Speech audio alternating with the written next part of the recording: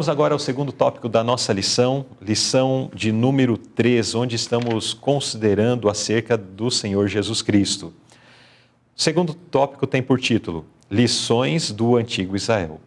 Primeira pergunta, como o exemplo do Antigo Israel revelou a incredulidade do povo e qual foi o resultado? O que aconteceu aqui, Marcos? Bem, Luzilei, aqui faz referência ao ponto em que o povo de Deus estava em Cades Barneia, prestes a entrar na Terra Prometida, né? Só lembrando alguns detalhes, os espias foram lá, dentro da terra, andaram e pesquisaram a terra por 40 dias e voltaram com duas impressões. A primeira é realmente indescritível. O que Deus preparou para nós é realmente maravilhoso. Mas a segunda impressão deles foi de que eles não conseguiriam ter êxito ao entrar naquela terra. Interessante que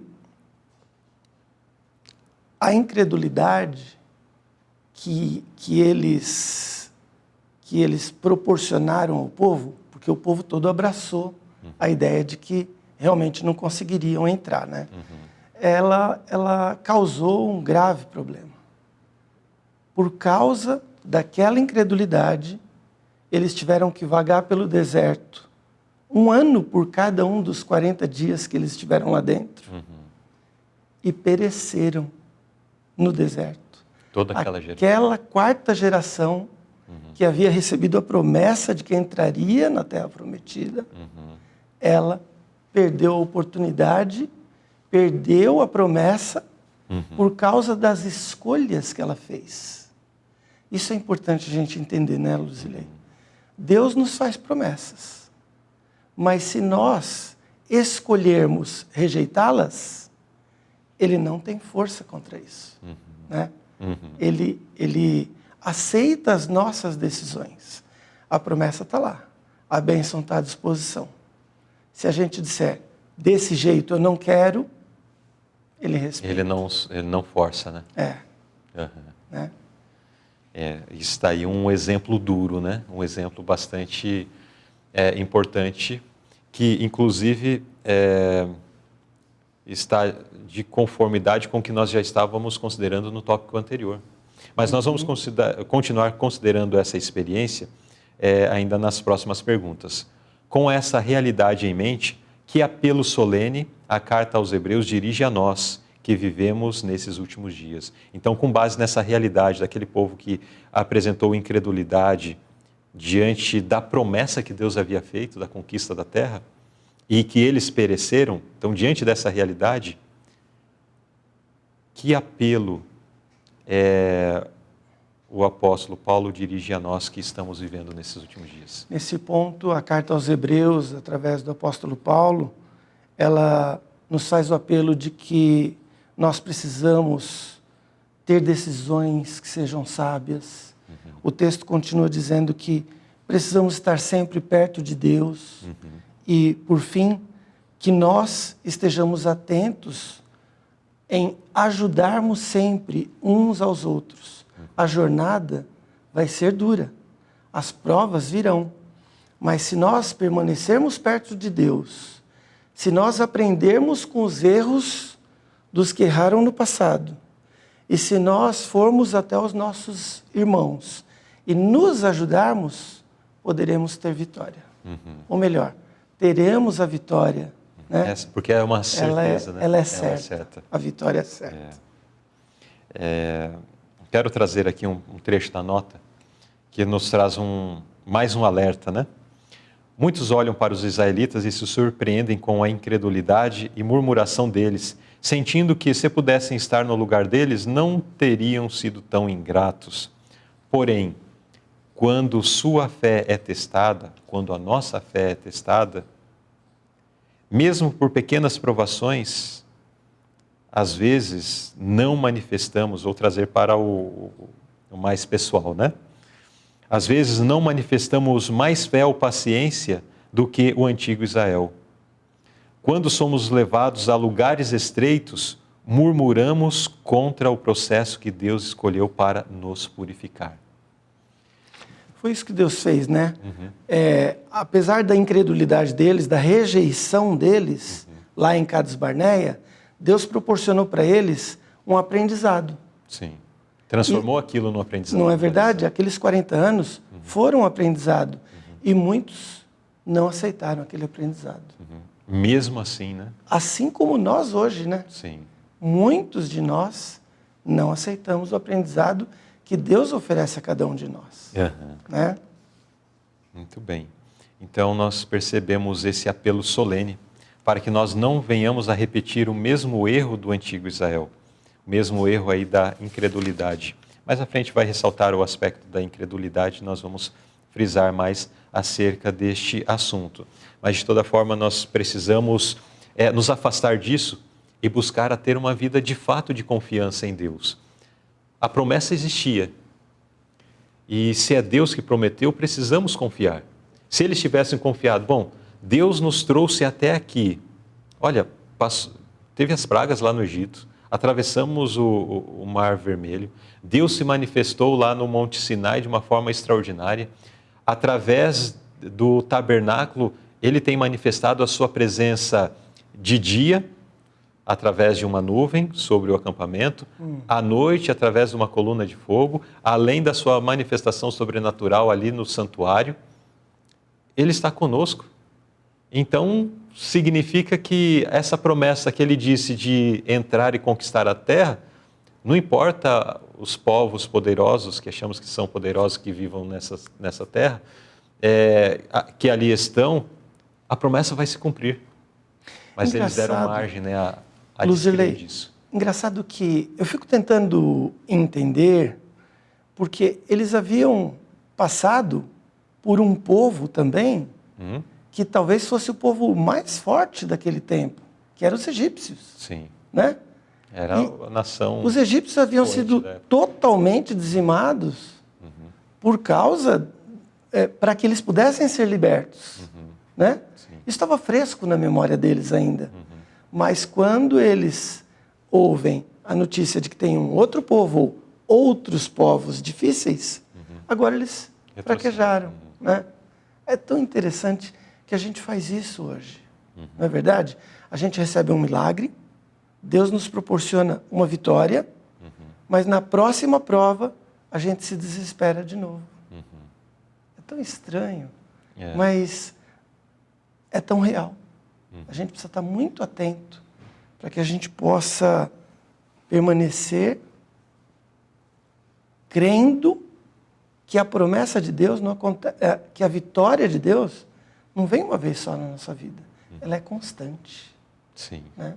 Exatamente. Deus está constantemente trabalhando em nosso favor. Tem um aspecto que, enquanto estava falando aqui, ouvindo os comentários que o Marcos também apresentou, começou a se desenvolver aqui na minha mente.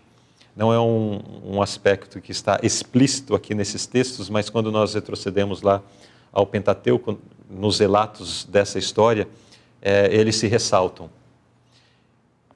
A importância daqueles que têm o direito, ou o direito não, aqueles que têm a oportunidade da palavra, de se apresentar, né? De colocar a sua opinião diante da massa, diante do povo, diante da comunidade. Que responsabilidade, né? Tivemos primeiramente 10 pessoas, dentre os 12 espias, que quando tiveram esta oportunidade de comunicar com o povo, com a congregação ali de Israel, eles usaram aquela oportunidade para disseminar a incredulidade, a desconfiança, ressaltando os problemas e as dificuldades, ao invés de trazer ânimo e força, como fizeram Josué e Caleb, naquela situação, falando, não, de fato o que foi dito é isso mesmo, é povo forte, é muros altos, somos como que gafanhotos diante deles, não importa, mas Deus está conosco, e se Deus diz que está conosco, prossigamos e vamos conquistar a terra. Mas o impacto daquela primeira mensagem, daqueles 10 espias que comunicaram primeiro, já havia feito a cabeça de toda a comunidade. Então, aqui eu quero chamar a atenção da responsabilidade que nós que comunicamos com um grande número de pessoas, através da TV Conectados com Deus, do Lição Interativa, através do ASP Online, né? É que é um trabalho que é realizado, inclusive nesse espaço que nós estamos, todos os dias às 6h30 da manhã, no canal ASP Online, tem o culto devocional, trabalho importante. Nós que comunicamos na igreja, como professores da escola sabatina, como pregadores, como pessoas de liderança, qual tem sido o tom da nossa comunicação, né? Será que tem sido palavras de esperança, de ânimo, de incentivo? Ou temos sido pessoas negativas, pessoas que não têm aproveitado da forma correta o tempo, a oportunidade que recebem para comunicar esperança às pessoas? E mais que isso, né, Luzilei? E quando eu tenho somente uma pessoa para influenciar, eu estou influenciando ela para o bem ou para o mal? Isso no âmbito mais próximo, né? Às vezes é o cônjuge, às vezes é o filho, às vezes é o amigo lá na faculdade, não é verdade? Longe da igreja, é o amigo que ele não sabe nem que eu sou crente, que eu sou cristão. E eu prefiro evitar de falar. Exatamente, é melhor nem falar porque... Eu não quero me comprometer. Às vezes, por causa do nosso mundo tão diverso, tão cheio de políticas contrárias a Deus, nós falamos, é melhor eu não falar de religião, porque daqui a pouco eu vou causar polêmica. Será que eu tenho direito de não falar de Jesus? Me silenciar em relação ao Evangelho. Não é verdade? E quando eu não falo, talvez eu esteja sendo como um daqueles 10 espias. Né? Será que os 10 falaram mal da terra? Ou será que teve um que ficou quietinho ali? Ou vários, né? De repente teve um líder deles lá que se levantou e deu o recado e pronto, já foi suficiente. Mas aquele que ficou quietinho contribuiu para a incredulidade do povo. Né? E diante de muitos apresentando aí falsas ideias, falsas ideologias, falsas filosofias de vida, eu falo, não, eu vou me calar porque eu não quero me comprometer, eu não quero ser o crente no meio de todos aqui. Ao me calar, eu estou favorecendo a pregação do erro, né? Exatamente. Não disse um A favor daquilo lá, mas também não disse um A contra aquilo dali, apresentando a alternativa do Evangelho. É muito interessante isso, né? Às vezes, o simples não comunicar já é uma participação, já é um posicionamento de influência negativa às pessoas que estão ao nosso redor e que são influenciadas pelas nossas ações. Mas quero fechar esse tópico com algo mais positivo, né? E é o início da frase, do segundo parágrafo, que diz assim: o Senhor trabalha em cooperação com a vontade e a ação do agente humano. Então, nós somos desafiados pela palavra de Deus em diversos aspectos, em diversas áreas da nossa vida.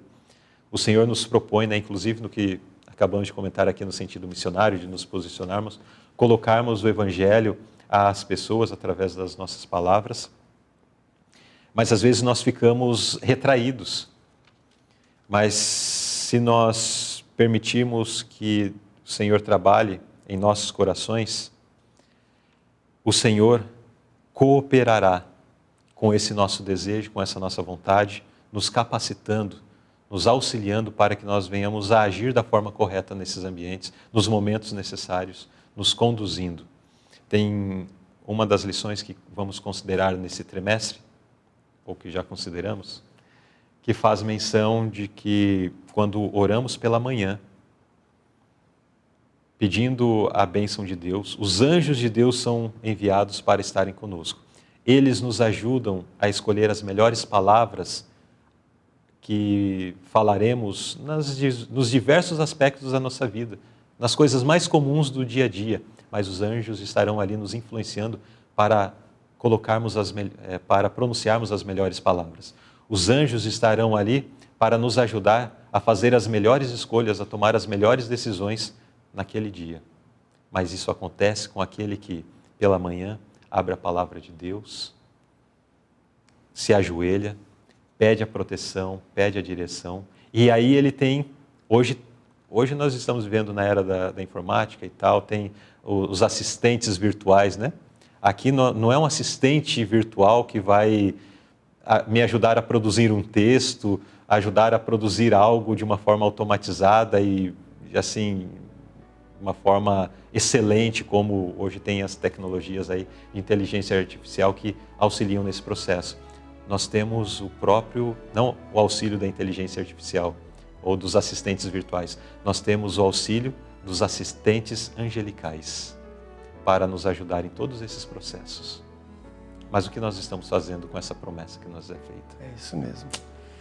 Temos tudo ao nosso alcance, né? Está ao nosso alcance. Precisamos cooperar. Vamos permitir que Deus assim atue em nós.